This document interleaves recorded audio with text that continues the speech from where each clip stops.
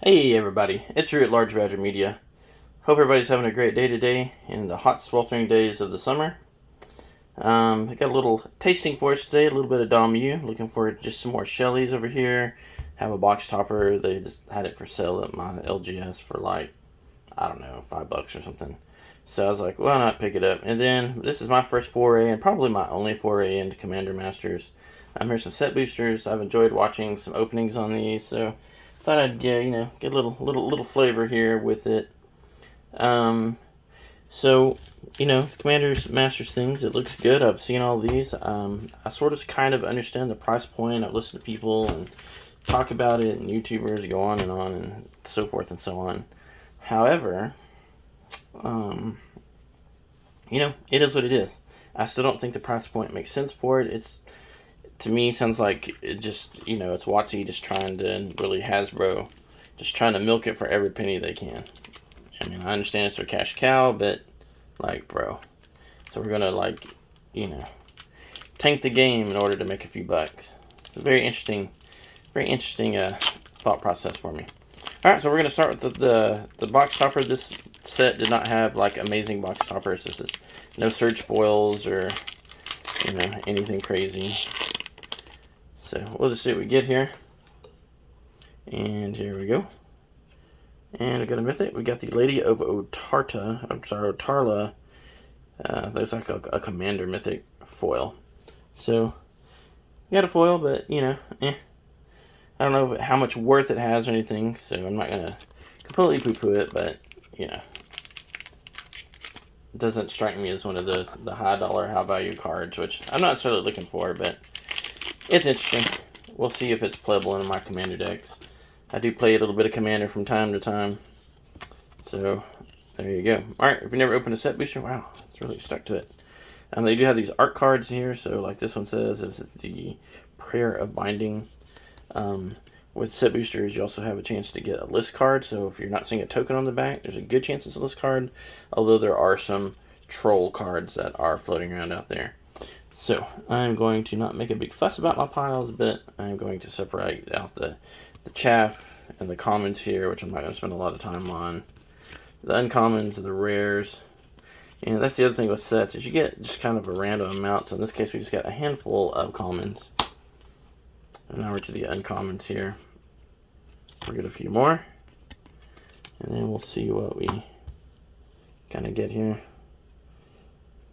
And you can tell down there, so like you see that U is uncommon. So we got the stained glass uncommon, and then we have the Llanowar Lone Speaker Elf Druid for our first rare, and followed up by a foil uncommon Nashobi Brawler and the Witch Stalker, which is a wolf, and it is from M14 here, and it is a rare, but it's also a pretty common, if you will, list card. So this one pops up quite a few times in the list. This is not my first copy of that particular card. So, okay, Pat. Had a list pull in it, so I'll take it. We do have the pull tabs here, which I honestly is stinking opening. Maybe I have some more experience, right? So here you see we have a token, so that just means obviously there's no list card in the back. So here we go. We have the Urtai Resurrected, and it is glued to this land again. What's going on with these? Got a regular forest there, and then let's see what we get. So I'm gonna get a few commons. So yeah, I don't have a lot to say about Commander's Masters. It's cool. I appreciate it. The best thing I've seen pointed out, and I don't remember if Rudy or whoever pointed this out, is that being so close to another high dollar set like Lord of the Rings, and with everybody buying so much of that product, I think everybody's just kind of tapped out for this. And I think that there's people talk about Magic fatigue and this and that all the time, but I think having two big money sets right next to each other like that is going to create quite a bit of fatigue. Alright, so we got a rare. We got the Defile of Vigor, which is actually a pretty decent pull. This is a pretty decent little Phyrexian worm here. And we have the uncommon foil Coral Colony. Alright, our last chance here. I would like to have one more Shelly. Just for fun. Or anything else fun out of here. I mean, I actually like this set. I know some people are kind of like mad with it. like, Shelly or nothing, but it's pretty fun. I've opened a couple boxes. I enjoy this product. Nope. I'm getting a Phyrexian token, so no more, not another list card in there. And we have, what is it, Zor, the Scion of whatever. The Scion of Kitty Cats. So here we go. We have 4 commons. Have a handful of uncommons here. 3. And then we have the Stained Glass uncommon. So we actually, and there's not very many, so we actually have a couple rares in here. So we got the first one, we have the, we have a Mythic. Oh, that's cool. Got the Mana Rig. This is from the Commander set. You can tell by the set symbol, it's just a little bit different. And then we have the Archangel of Wrath. So, kind of cool to have an angel. It's got kicker. Everything has kicker, right? Alright, and then the Sprouting Goblins for our foil uncommon. Alright, so here we go. A little bit of beef here. So this is kind of what I've been looking forward to. I think these packs are a little bit bigger. I think they're 20 card packs. So, which is cool. Or 17. Maybe I think this is 17. So, let's jump in, see what we get here. I don't remember the setup. This has a pull tab, so I don't know if this is an American set. Yeah, it looks like the token is in the front. Am I right? Oh, no, it's in the back. Okay. So, no list here. Tokens in the back. So, we're getting... It's a double token? Oh, it is. A double-sided token with a zombie soldier. Art card. Pretty cool looking art card. Oh, okay. Well, maybe not. So, maybe the stuff is on the back. Pretty excited about what I see there. So this is the Opal Palace, and if you caught a glimpse of that, boom, look at that, a foil Soul Ring, and the cool. I mean, I'm actually really excited. I'm not going to buy a lot of this product just because the price point is just ridiculous, and I mean, I don't need a lot of the playables. I'd rather just wait. I'm really kind of excited about Throne of Eldraine, but this is a fantastic pull. You're like, yeah, it's a Soul Ring, but it's a really cool art, and it's, the extended art or whatever, and it's a foil. So that is a really cool pull that I am actually super excited about. Alright, and then I have a medallion. I have the green emerald medallion. That's a really good pull. And I have the Sower of Discord. It's a little demon there. Alright. And Talran, of course. What are we going to do without Talran? Okay, and then some uncommons. We got Zahid, Arcane Signet, which I have a lot of. We have the Spectral Searchlight, Beanstalk Giant, speaking of Eldraine. And then we have just a handful of commons here, including Ash Barrens, the Witching Well. Okay, and then here's our borderless cards. So we have an Exsanguinate and a Plains. So cool Plains, cool borderless Exsanguinate. Alright, cool. Well, now at least I have a kind of understanding of what I'm going to get out of this if I'm going to have a Japanese one. And I literally looked at the bag, but I didn't notice it literally said made in Japan right there. So, no problem. No harm, no foul. So I'm going to do a little card trick here, and we'll just flip a couple. We'll see. 1, 2. So here's our Knight. City Blessing token. Slot that all centered there. We'll do, I don't know. We'll do that many. At the end of the day, what difference does it make, really? Alright, so we have the Arcane Signet right there, again. And there it is. Kiss the ring, bruh. Alright, and then here we go. So we have the Meteor Golem Uncommon, the Cadaver Imp. Supernatural Stamina, we got some commons. The Firemind Vessel. Okay, and there's Kadama's Reach. Cool little common there.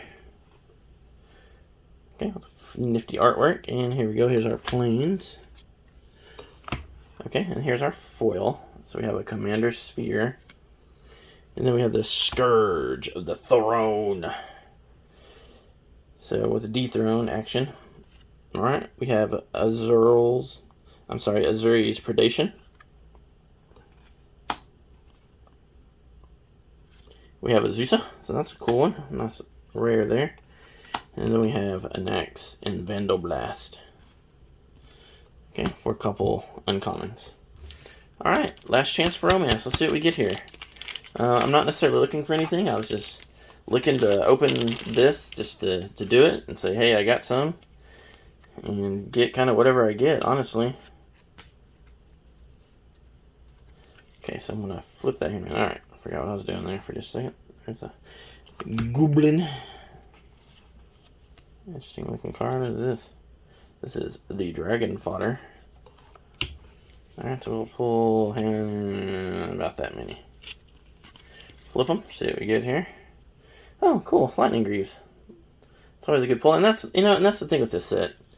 Cartographer's Hawk, Rampaging Brontodon, is that it's full of lots of playables, and I think that's what, you're not getting, you may or may not get anything like big and spiffy, but you're going to get a lot of cool playable cards. I got double all of the glitters. Got the Pack Fresh in the extended one there. Cool Plains. Okay, so there's my foil. We got a Pilgrim's Eye. And then, hey, there you go. I have a Spell Seeker, Mythic. The Dragon for double Mythic. Morophon the Boundless for my triple Mythic in the Borderless. And then we have Padeem and Ariel. So there you go, and I've seen this quite a bit, where you get some of these amazing packs, like this one right here. We have 3 Mythics, and pretty decent cards too. So my little taste. I actually got the last 3 set boosters at my LGS. I'm sure they'll be ordering some more. They have some draft packs. They still have a few collector's packs. I've seen the collector's packs, and it goes without saying, I'm not the only one to say this. It's kind of, high roll. Either going to get a lot of great stuff or maybe not so much. Draft packs are okay. The set boosters seem to be where it's at. But, the price point is just ridiculous for a set booster box. Even if you do get a lot of cool boxes, even if there are several of these, even if there are really good playable cards, are you going to hit box value? You'll be close. And that's kind of the deal with this. It's like, it's hard to get a home run box because the price point is so high. If you have a decent box, you're not going to get your money back. So, and I know you're like, well, I'm getting a playable card, but like at the same time, like you need to have a little bit of value. Like you need to feel like you're coming out ahead, especially after dropping so much money on a very high, like all or nothing kind of set, like the Lord of the Rings set. So, at any rate, I've said my piece here. Here's a little flavor. Hope all of you have a great day. Feel free to subscribe, leave a comment if you have anything to say or like me to try something different. And I'll see you next time. You all take care.